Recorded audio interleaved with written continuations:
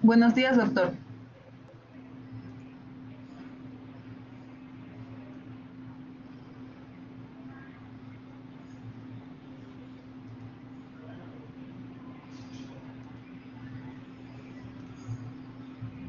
Me escuchan bien ahí el audio, ¿verdad? Sí, doctor, sí se escucha. Ya. Muy bien, el día de hoy vamos a hacer la parte de procedimientos diagnósticos.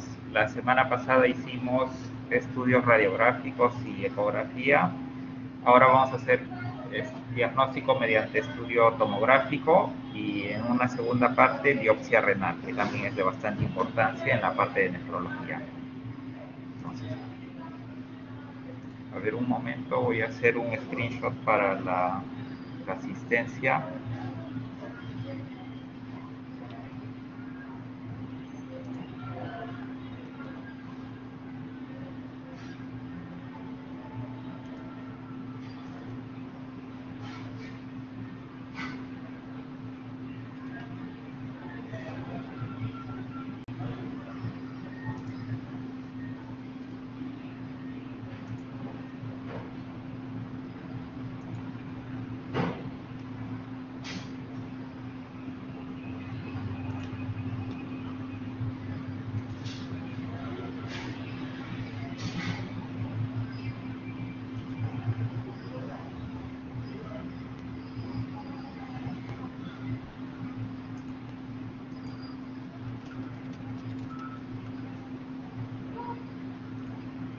Ya, muy bien. Entonces,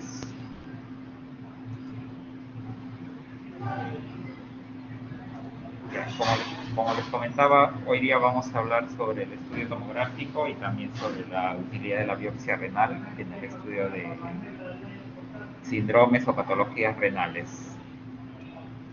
Entonces, esto es la misma tabla que les mencioné en la clase previa,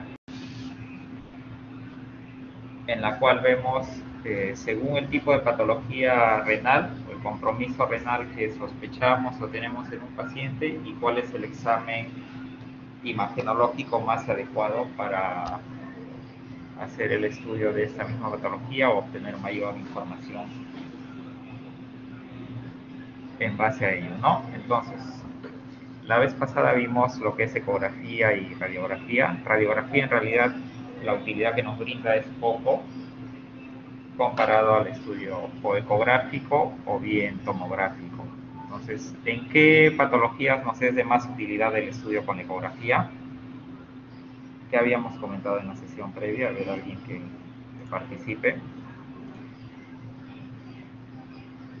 Doctor, por ejemplo, en una litiasis renal o en una enfermedad renal crónica para ver el tamaño del riñón. Correcto, entonces para ver el tamaño de los riñones en enfermedad renal crónica, para ver el tamaño del parénquima también lo mismo, o para detectar cálculos renales, ¿no? Dependiendo también del tamaño. Si son muy pequeños no se llegan a visualizar en la ecografía, pero ya nos da bastante orientación en ese aspecto. Muy bien, entonces, cuando tenemos un paciente con proteinuria, síndrome nefrótico o hematuria, inicialmente el estudio debería ser con ecografía o ultrasonografía, que es lo mismo, más que todo para caracterizar el tamaño y para ver si es que hay alguna alteración estructural cuando estamos en un tema, en un caso de hematuria, ¿no? ¿Por qué, entonces, dentro de los estudios de imágenes, por qué pedirías una ecografía para un paciente que tiene hematuria? ¿Qué piensa encontrar ahí?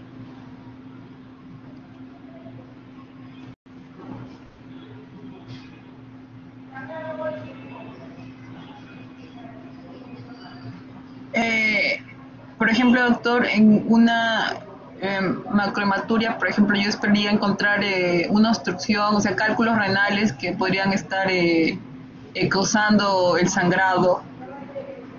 Eso, por ejemplo. Ya, muy bien. Ajá. La presencia de cálculos, litiasis, que es la causa más frecuente de hematuria después de las infecciones urinarias, ¿no?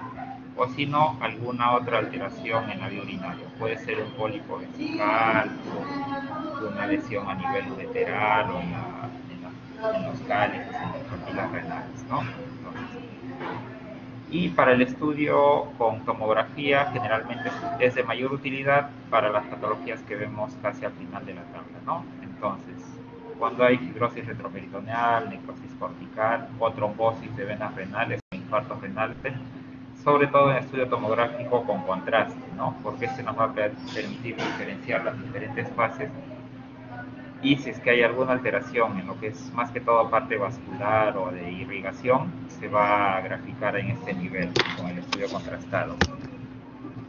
Entonces, cuando hay hidronefrosis, una dilatación, el estudio más adecuado, además de confirmar con la ecografía o la tomografía, es un estudio nuclear o renograma de medicina nuclear, ¿no? Que nos da información sobre la parte funcional de este riñón. En un infarto renal, con una tomografía con contraste, y si es que hay una hipertensión asociada a un daño vascular o una estenosis vascular, hay múltiples estudios, ¿no? Dentro de ellos el de ecografía con Doppler, una angiotomografía con contraste o una angioresonancia. ¿Alguna duda hasta esta parte?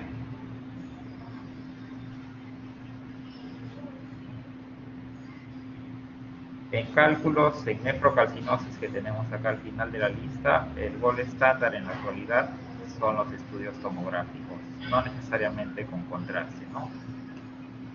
Con una tomografía simple sin contraste ya nos permite visualizar la presencia de cálculos.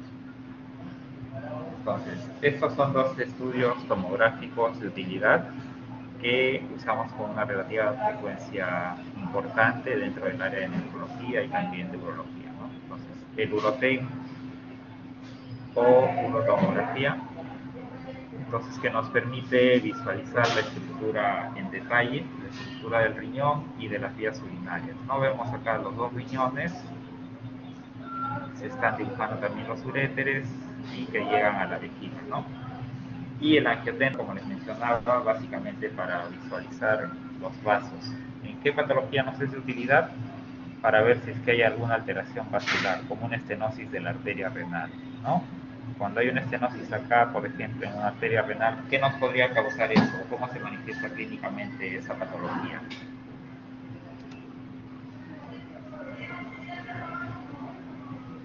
Con hipertensión, doctor, podría ser. Ajá, con una hipertensión arterial, pero ¿qué se diferencia de la hipertensión esencial, que es la más frecuente? Que, que es resistente, resistente a tratamiento. Ajá, sí, es una hipertensión arterial refractaria, que el paciente recibe 3, 4 fármacos antihipertensivos y pese a ello sigue con cifras de presión alta no controladas, ¿no?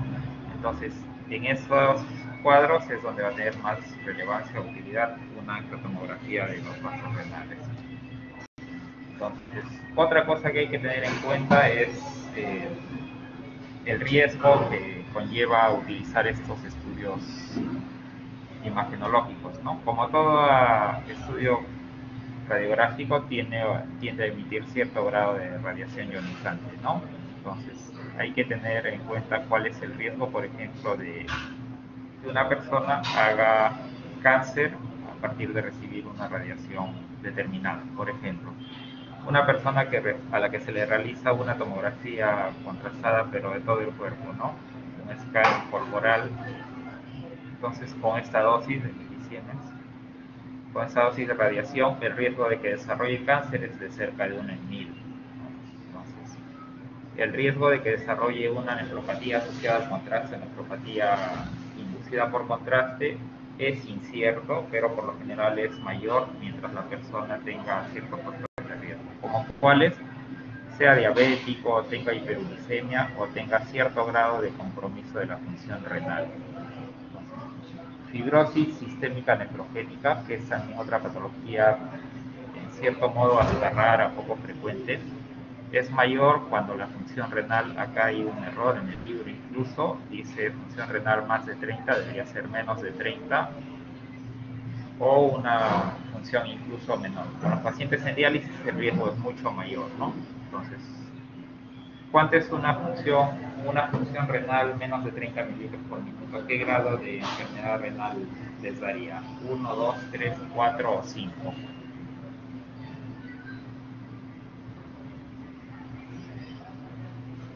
Eso ya se ha visto la semana pasada, ¿no? La enfermedad renal crónica, su estadiaje. Doctor, Entonces, menos de 30, ¿cuánto es? Menos de 30 mililitros minuto. en 2, estadio 2, doctor, menos de 30. No, es al revés. Entonces, Al revés, mientras más estadio alto, 4, 4, 4. ajá, mientras más alto el funcionamiento del riñón, más hacia la normalidad o más leve el compromiso. Estadio 1, 2. Menos de 30, estadio 4. Menos de 15, estadio 5 y que habitualmente ya requieren diálisis. Ajá. Entonces, muerte, acá hay otro de los parámetros, por ejemplo, riesgo de muerte por una reacción anafiláctica al contraste que también se ve, es bastante infrecuente, uno de 130.000 casos, pero también es algo que siempre hay que tener presente. O riesgo de muerte asociado al gadolinio, uno de 280.000, mucho más bajo. ¿Qué es el gadolinio? ¿Alguien me puede decir? ¿Para qué se usa? ¿O por qué lo mencionamos acá en imágenes?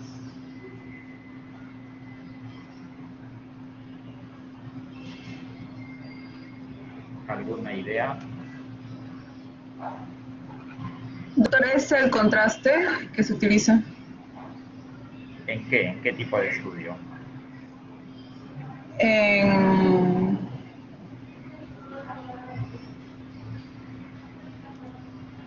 Está bien, es ah, un tipo de contraste, sí, pero hay que precisar en qué. Ya, entonces, los estudios de imágenes son en grandes grupos 4 o 5, ¿no? La radiografía simple, la ecografía, la tomografía, la resonancia y los de medicina nuclear, ¿no? Entonces, algunos de ellos tienen la ventaja de que se puede hacer estudio con contraste. ¿Cuál es, por ejemplo, el estudio? Cuando es estudio tomográfico se usa contraste iodado.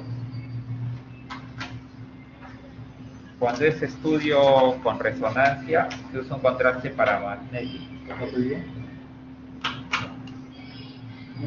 Ahí es que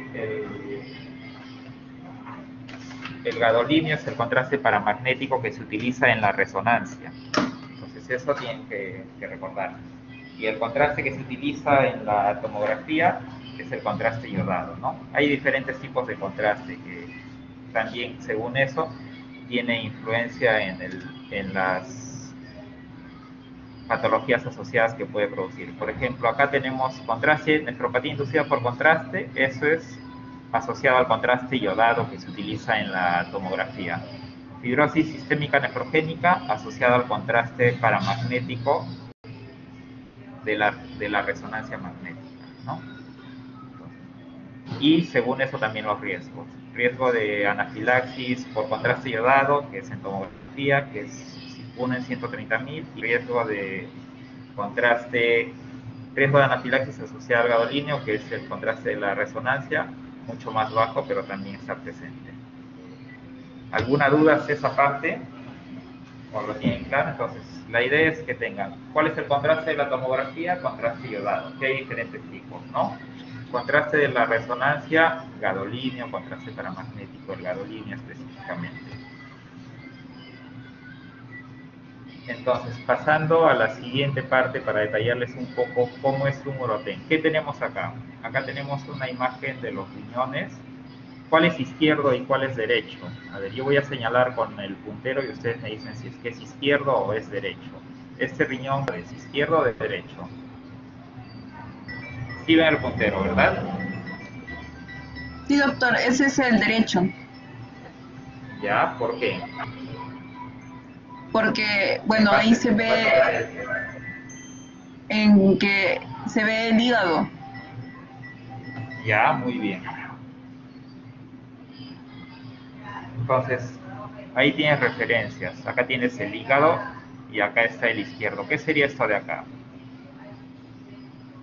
El vaso. Ajá, muy bien, ese es el vaso. Entonces, cuando ustedes ven una imagen de tomografía, es como si lo estuvieran viendo desde los pies del paciente hacia la cabeza. Pónganse abajo, a los pies del paciente y miran hacia la cabeza. Este es el lado izquierdo, este es el lado derecho. Ya, entonces, correcto, como menciona su compañera, este es el riñón derecho que está próximo al hígado, según esta imagen, ¿no? Y el izquierdo próximo al vaso. Entonces, esta es una tomografía simple, sin contraste. En esta fase ya se ha utilizado el contraste y se ha hecho la captura de la imagen en la fase arterial, arteriovenosa. ¿Qué diferencia hay con la imagen anterior que es sin contraste? A ver, qué les llama la atención?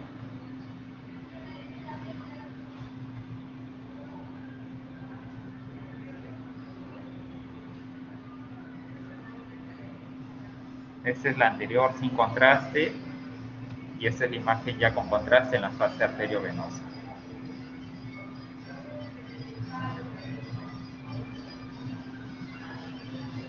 ¿Qué es lo que resalta ahí? Pues, doctor, se ve la irrigación de los riñones, por ejemplo, Ajá. Ajá, Se dibuja la corteza, ¿verdad? Acá ven cómo sí. está la parte cortical y hacia el centro la médula. ¿Y por qué en la corteza se nota más que la otra parte del riñón? ¿Qué hay en la corteza, en los riñones?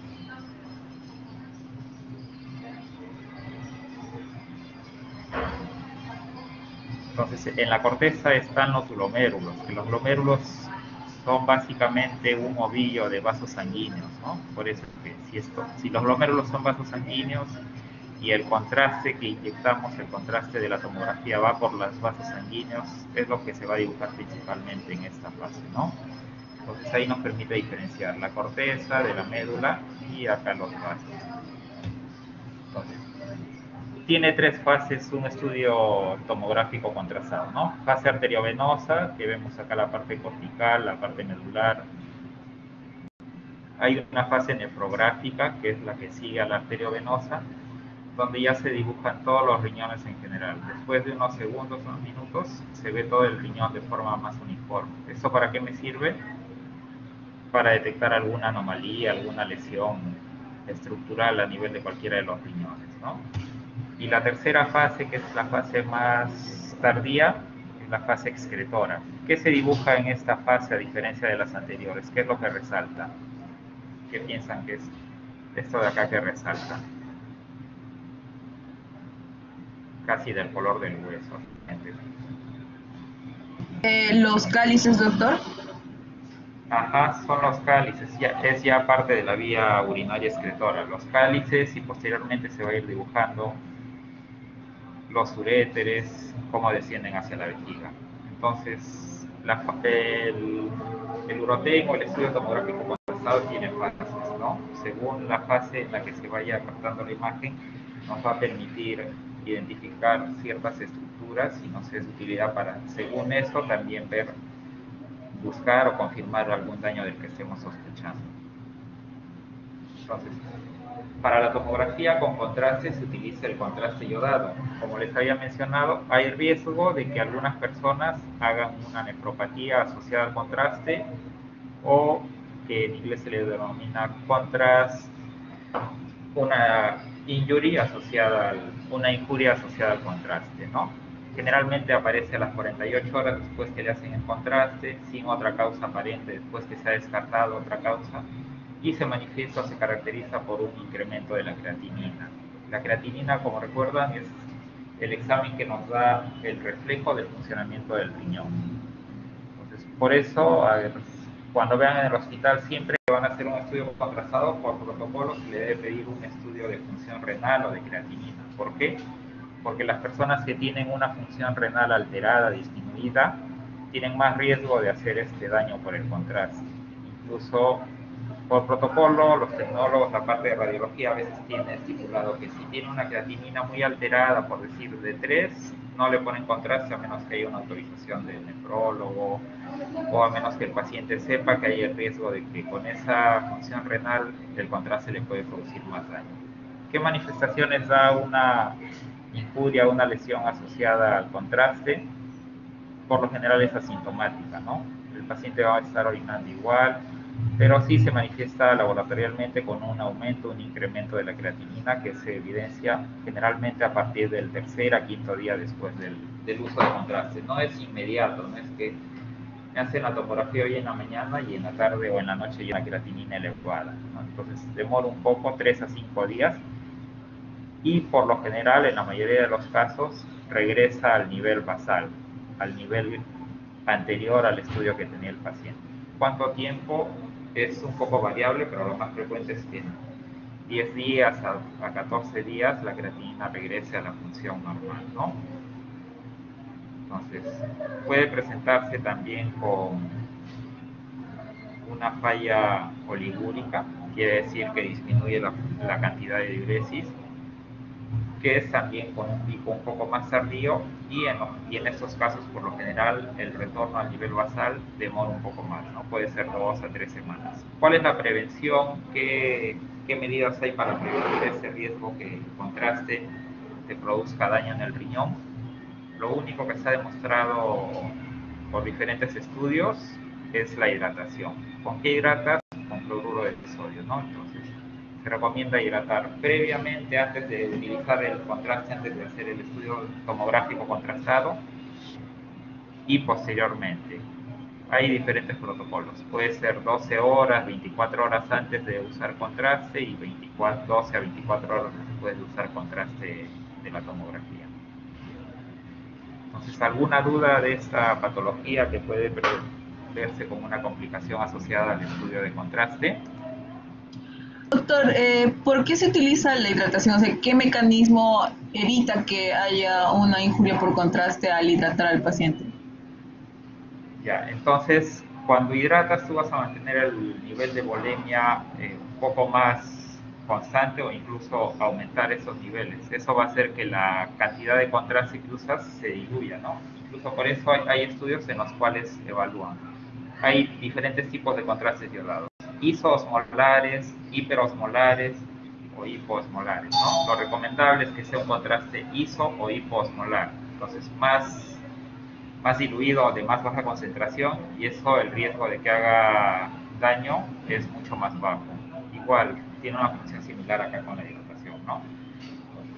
Hay otros factores que también pueden asociar o repercutir, dar mayor riesgo en que desarrolle una nefropatía asociada al contraste. ¿Cuáles? Por ejemplo, la anemia, la edad, la diabetes, pacientes hipotensos que están tomando antihipertensivos como IECA, SUARA, por la fisiopatología de esos mismos también pueden repercutir o aumentar el daño asociado al contraste.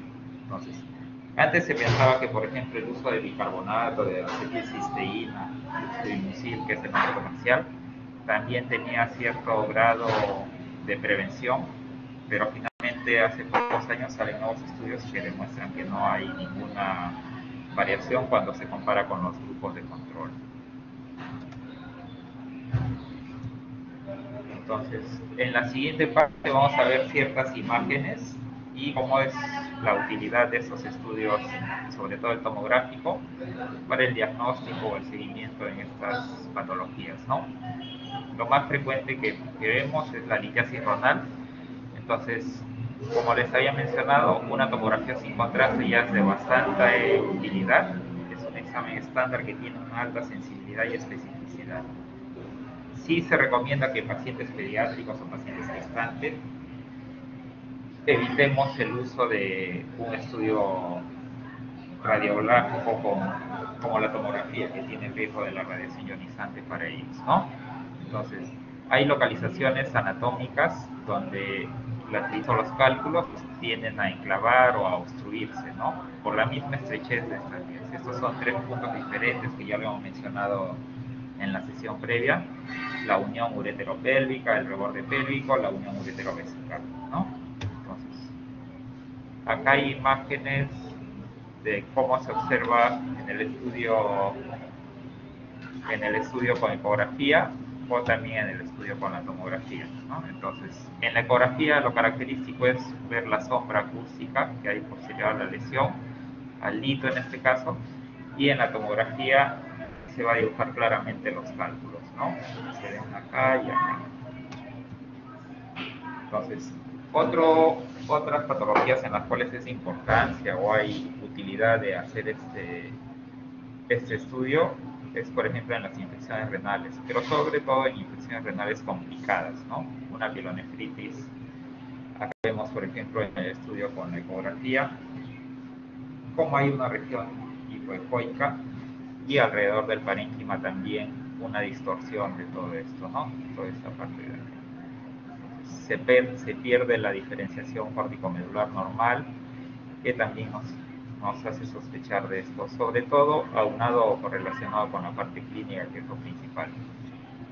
Pero donde vemos que esto es más, se dibuja mejor o nos da una información más detallada en un estudio tomográfico, ¿no? Entonces vemos acá a la derecha un riñón sano, normal, y acá a la izquierda un riñón en el cual hay una imagen de una densidad diferente, ¿no? Una densidad acá. Entonces, ¿qué es compatible con una lesión abscedada, ¿no? Acá también, ¿qué les llama la atención de esto?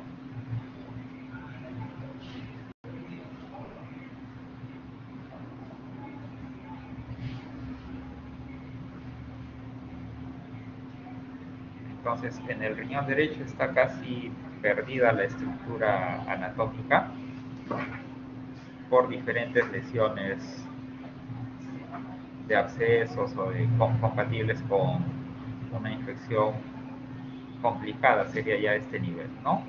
Entonces, a todos se le hace una tomografía, a todo el que tiene una infección, una ecografía, no. Entonces, ¿en quiénes hacemos estos estudios?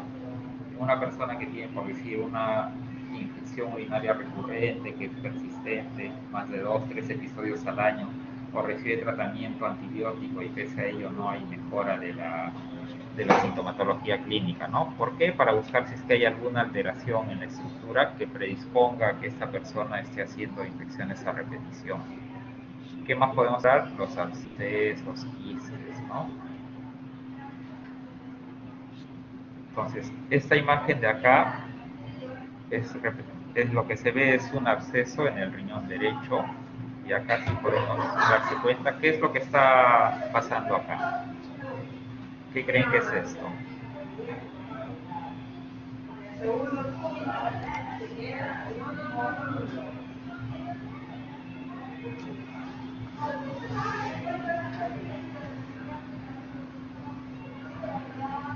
Entonces, lo que se ve acá es una punción, se está colocando un catéter, un drenaje del absceso, ¿no? Para evacuar el contenido purulento, que es un abordaje que está guiado por tomografía, que también se realiza, ¿no? Entonces, acá vemos un riñón izquierdo totalmente desestructurado, que perdió sus relaciones anatómicas. Igual, ¿no? Acá también, y acá, ¿qué les llama la atención? ¿Qué pensarían que es esto?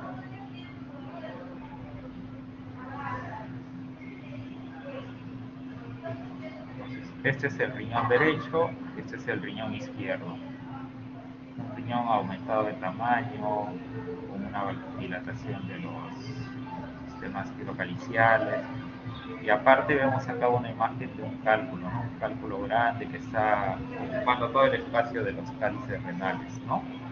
Entonces, esto es una infección santougranulomatosa o una pielonefritis santougranulomatosa, ¿no? Entonces, otra patología en la cual el estudio de imágenes, que puede ser ecográfico o en mayor detalle tomográfico, tiene bastante relevancia, es la presencia de quistes renales. ¿Qué es un quiste renal? Una idea que tengan o que piensan que puede ser un quiste renal. En palabras simples, como para explicarle a un familiar, a un conocido. Si te dicen, me han hecho una ecografía y me han dicho que tengo quistes renales, ¿qué significa eso? Son, doctor, como, son como bolsas, como bolsas llenas de líquido, algo así son. Ajá, en palabras simples es la idea esa, ¿no? Es una dilatación que tiene un contenido líquido, por lo general contenido ceroso o acuoso, ¿no? Entonces, Si hay, para tener la idea es así. Entonces, acá se ve con la ecografía un quiste renal de tamaño importante.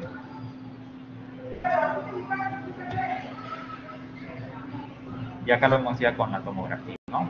El riñón derecho, y acá hay una imagen de una densidad diferente, ¿no? Entonces, este es un quiste. Y esto de acá es una resonancia. ¿Dónde está el quiste acá? ¿En el izquierdo o en el derecho? En el izquierdo, doctor. Ajá, acá, ¿no? Entonces, ven acá los riñones, el derecho, el izquierdo, y acá una dilatación importante con un contenido homogéneo de la misma, todo el contenido es homogéneo, ¿no? Entonces, mañana, por ejemplo, vamos a hablar cada uno en su grupo sobre enfermedades quísticas renales, ¿no? Hay diferentes tipos de enfermedades.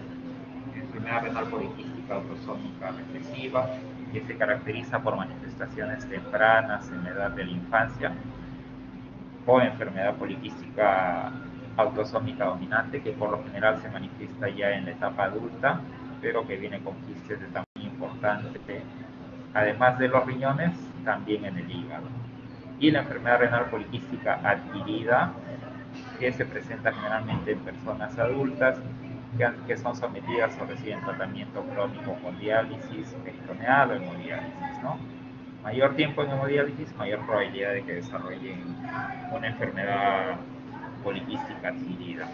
Entonces, estos quistes por lo general son pequeños y tienen también calcificaciones, ¿no? Entonces acá vemos una imagen tomográfica donde los riñones prácticamente aumentan de forma considerable su tamaño, y todas estas manchas más oscuras que ven acá son quistes, ¿no? Quistes de líquido.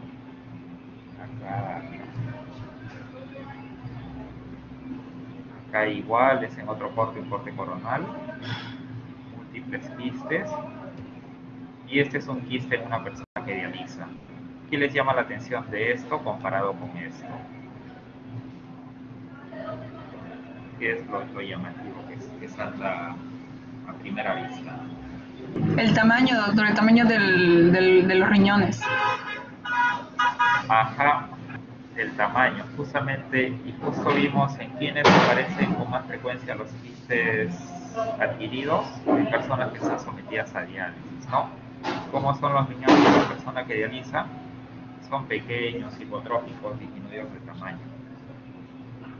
Entonces, una cosa que hay que tener en cuenta, que hay que verificar ciertas características o hay que indagar un poco más cuando encontramos una lesión renal tipo tumoral o sólida o líquida, hay que descartar que eso tenga características que nos hagan pensar en un cáncer, ¿no? Un carcinoma de células renales.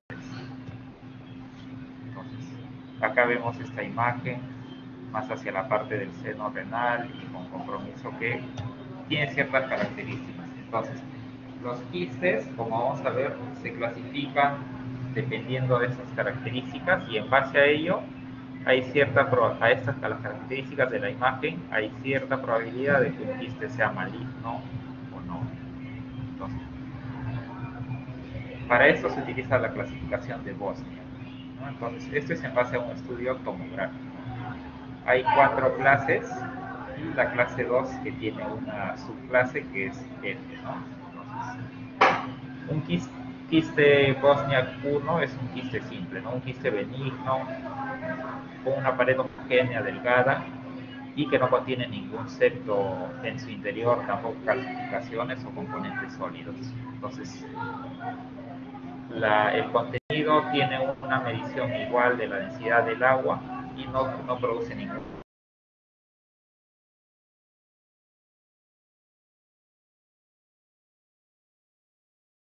Es muy baja, menos del 2%. Pero si vemos que hay un quiste ya que puede tener un septo delgado en su interior, o puede haber una calcificación o un segmento pequeño engrosado dentro del interior, ya esto nos hace sospechar que no es una lesión tan santa, ¿no? Entonces, esto ya aumenta el riesgo de malignidad, puede ser cerca, hasta en un 18% de los casos puede ser una lesión maligna, ¿no?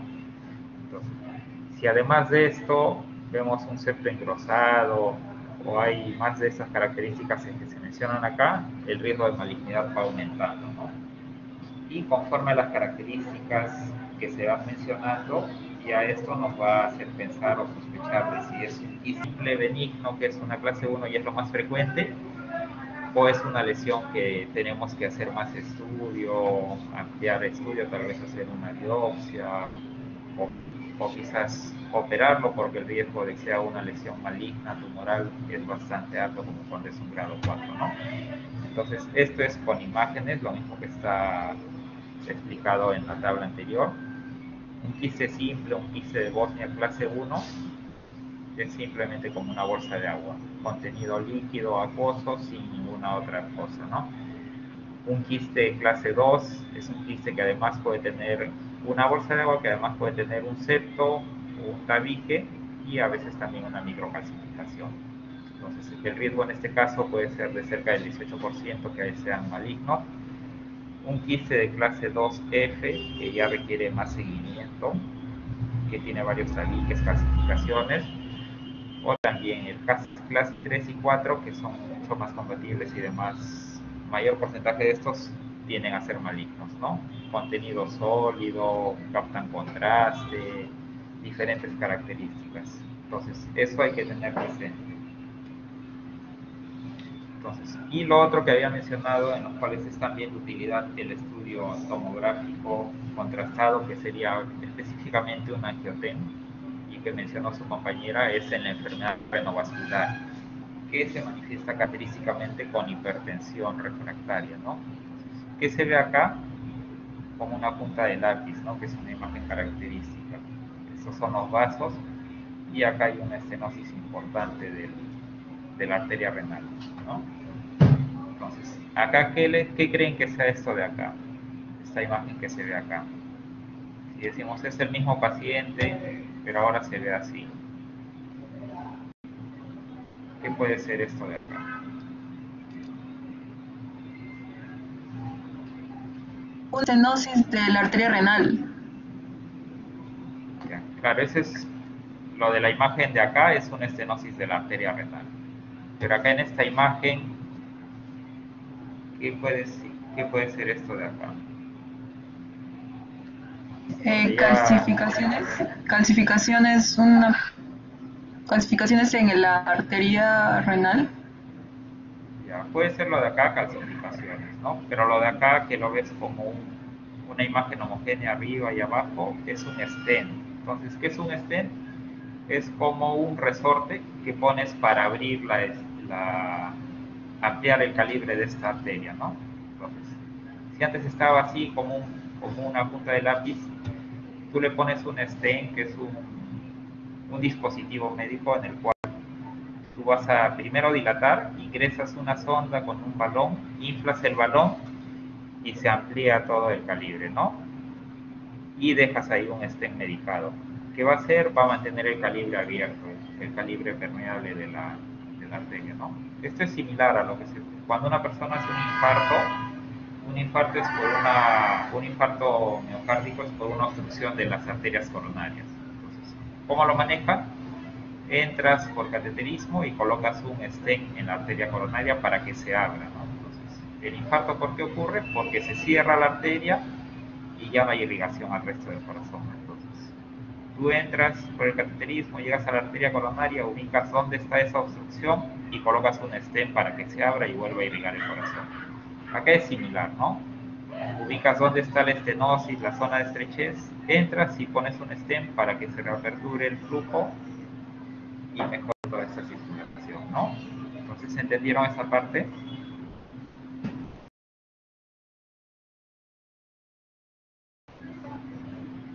Doctor, ¿Alguna duda, alguna consulta hasta esta parte antes de pasar a la segunda fase del tema de hoy, que es biopsia renal?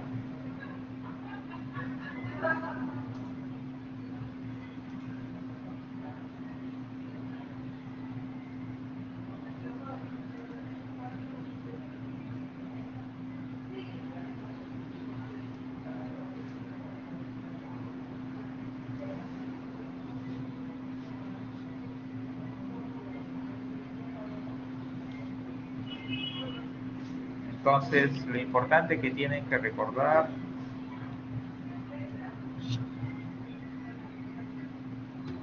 es acá esto, ¿no? El tipo de patología en la cual le estoy sospechando y el tipo de examen que le voy a pedir.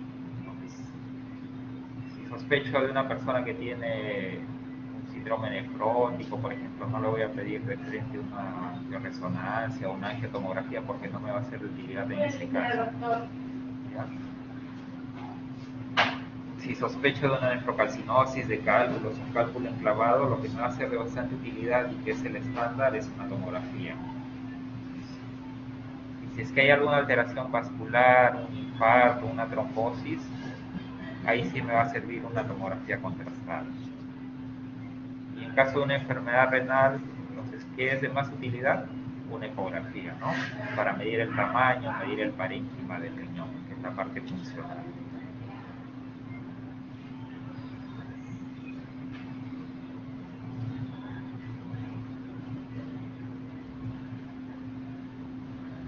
Vamos a hablar sobre la biopsia renal, que es la segunda parte de este seminario. Entonces, ¿qué es la biopsia renal? La biopsia renal es un procedimiento invasivo, quiere decir que vas a someter al paciente a un procedimiento que puede tener riesgos y que vas a llegar a producir una infección del tejido corporal interno, ¿no? Entonces, ¿cuál es la finalidad? Tomar una muestra del tejido renal.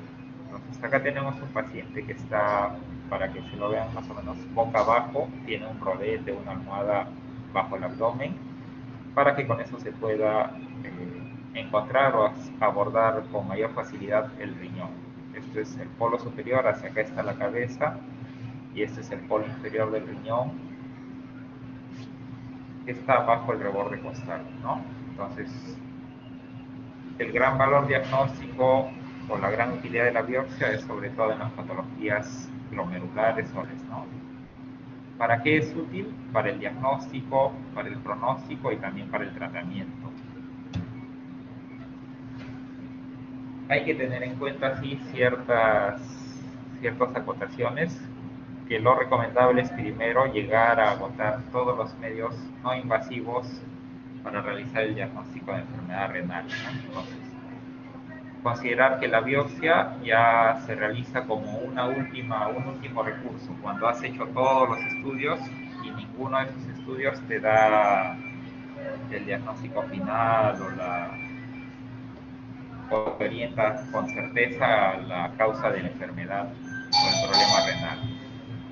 Entonces, la información que nos aporta una biopsia renal nos proporciona un diagnóstico de certeza prácticamente, siempre y cuando eso sea realizado por un patólogo experto, ¿no? Entonces, tampoco vas a entrar a realizar un procedimiento que tiene riesgos importantes, incluso fatales, y vas a enviar la muestra que lo lea un patólogo que no esté entrenado en leer biopsias renales, ¿no?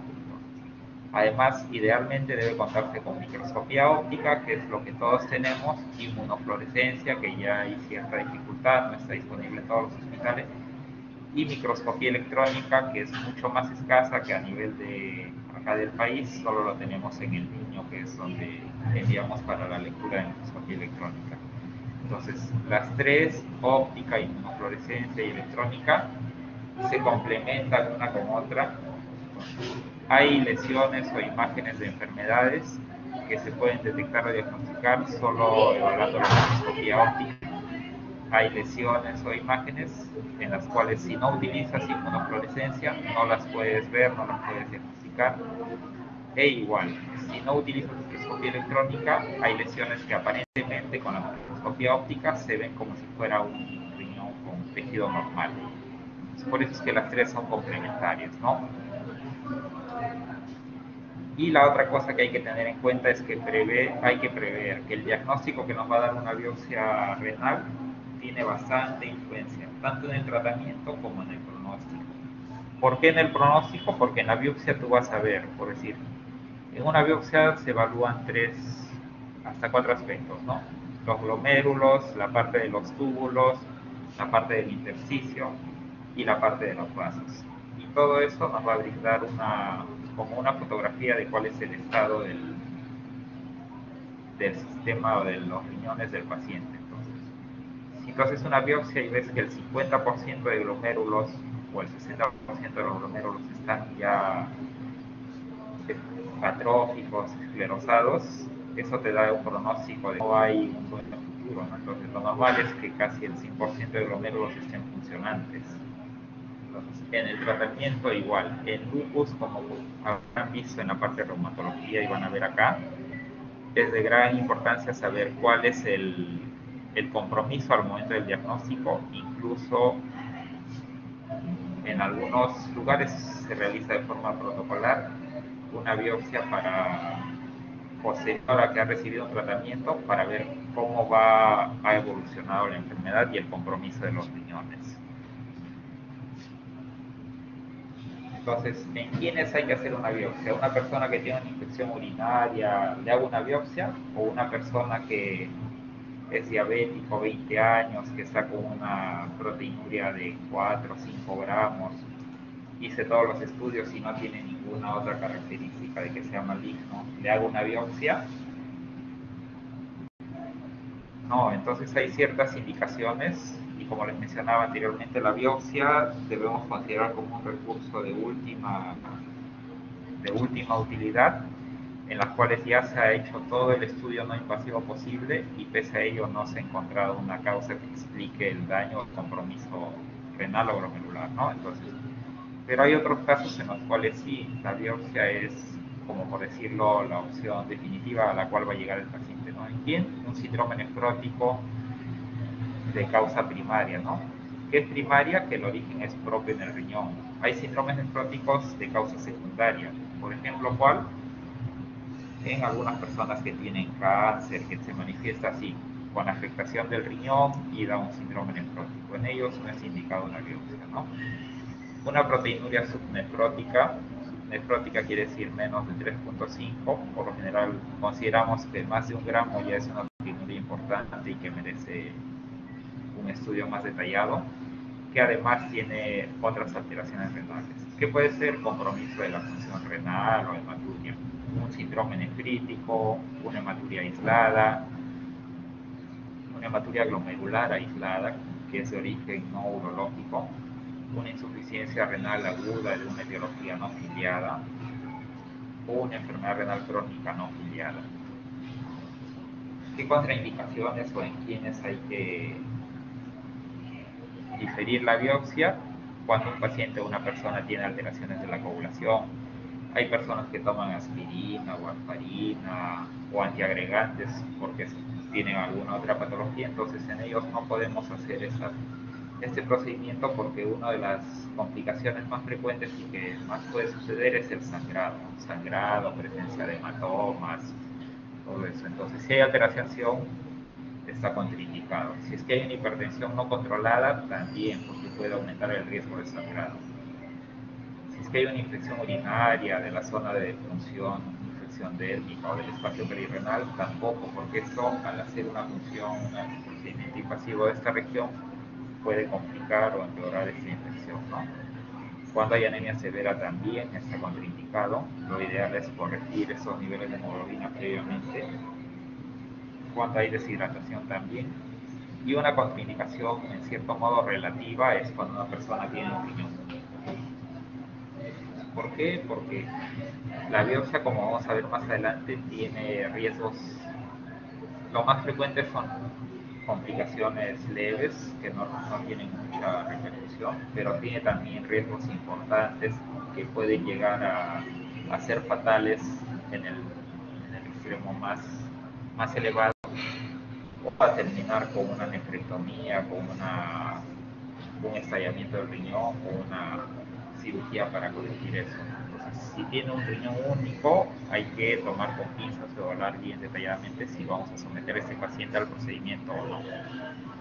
De otras contraindicaciones, un tamaño renal reducido, disminuido, pequeño, quistes renales, poliquistosis, hidronefrosis, tumores, un paciente que no colabora, la obesidad también de forma relativa, o sea, no quiere decir que todo aquel que sea obeso, que tenga más de 30 de índice de masa corporal, ya está proscrito que se le realice la biopsia. La asitis importante, sí.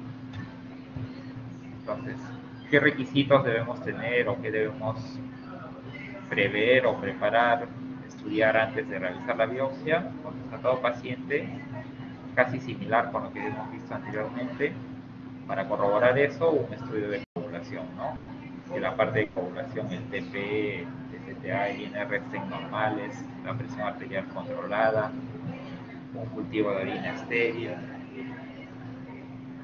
y la ecografía también, ¿no? Entonces, en la actualidad ya la biopsia lo realizamos con guía ecográfica en tiempo real. ¿Qué quiere decir?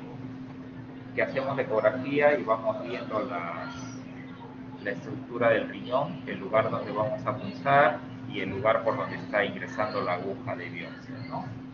Para con eso disminuir al mínimo la presencia de complicaciones. Entonces, la ecografía es importante para ver el tamaño, la forma y la posición de los riñones y según eso definir si es que se va a realizar la biopsia o no.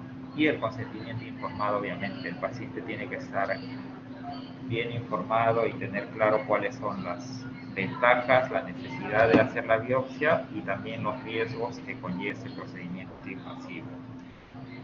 Entonces, criterios de riesgo, los cuales hay que tener más cuidado: un paciente que tiene una creatinina elevada, más de 3, una hipertensión de difícil control, riñones pequeños que habíamos mencionado, cortical adelgazada. Como sabemos, la cortical del riñón, la corteza, es la parte donde están todos los glomérulos, que son los que hacen el funcionamiento del riñón prácticamente. Si está adelgazada, hay una probabilidad también de que el tejido que obtengamos sea un tejido esclerótico que tenga poca funcionalidad, ¿no? Entonces, la edad mayor a 65 años no es una contraindicación, pero sí es un factor de riesgo, ¿no?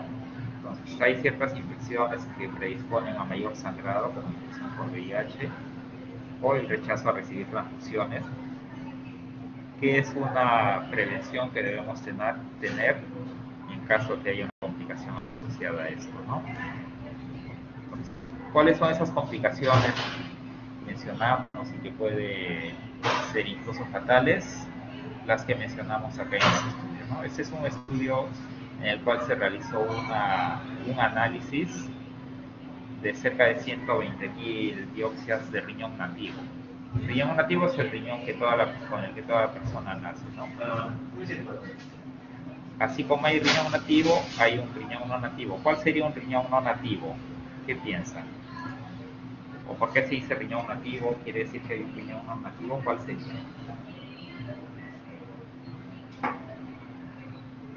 Doctor, ¿en un riñón trasplantado se refiere?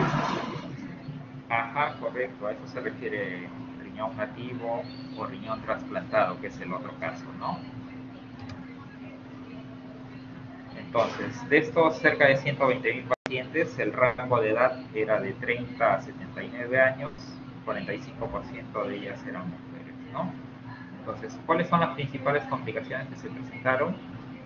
Hematoma es lo más frecuente, ¿no? En cuanto cerca de 11% de pacientes llegan a desarrollar hematoma. Hematuria macroscópica, o sea, después de que haces la biopsia, el paciente empieza a orinar sangre, contenido hemático.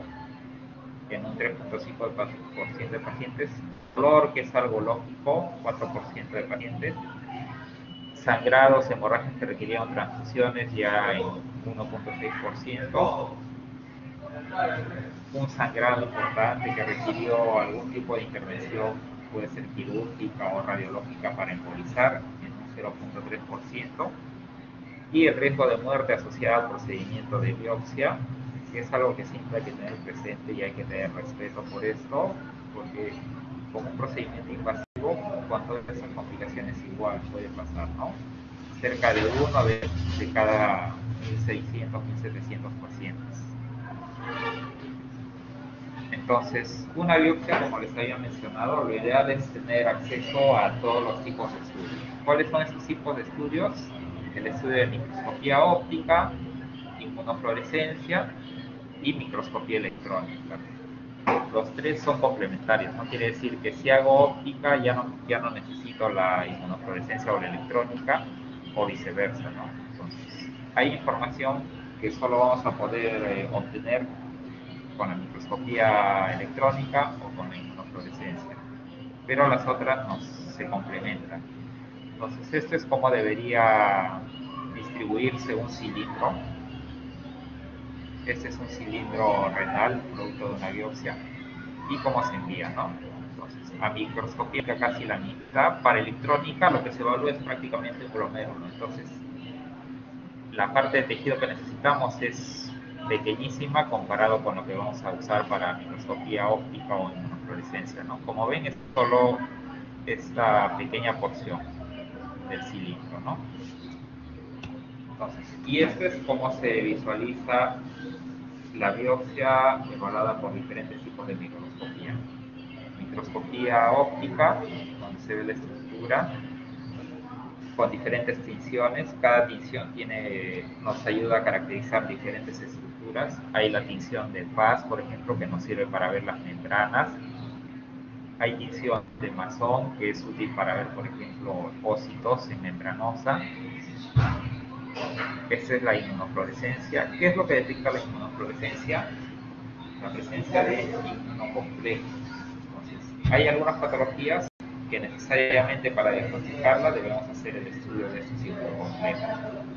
¿Cuál es, por ejemplo, la patología o nefropatía por IgA? Eso se visualiza, se diagnostica cuando tenemos un estudio de inmunofluorescencia, ¿no? Y este es un estudio con microscopía electrónica donde se logra ver ya a detalle toda la ultraestructura. Entonces, lo que acá vemos, por decir, este capilar, todo esto es el glomérulo, estos son los túbulos, y dentro del glomérulo hay un montón de cortes del capilar, ¿no? Este es el capilar y esto es lo que se ve acá por decir, ¿no? La ultraestructura de ese capilar, el podocito, todo eso. Acá igual, diferentes, si es que hay depósitos o estructuras organelas dentro del glomérulo. Muy bien. ¿Hay alguna pregunta, alguna duda, algo que quieran que se les aclare?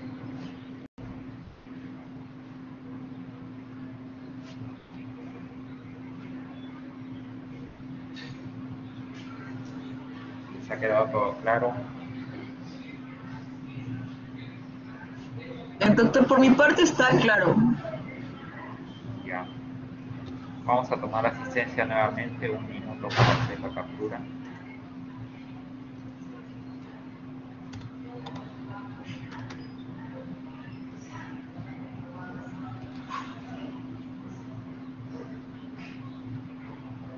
Ya. ¿Alguna pregunta o duda que tengan respecto al tema?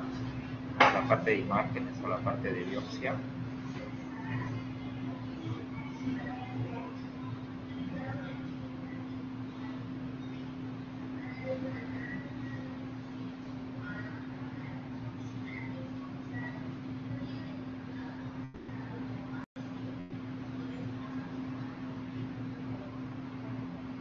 Muy bien, si no tenemos más dudas y está todo claro, vamos a dar por concluido acá la sesión de procedimientos diagnósticos. Quedamos ahí entonces. Nos vemos la próxima semana.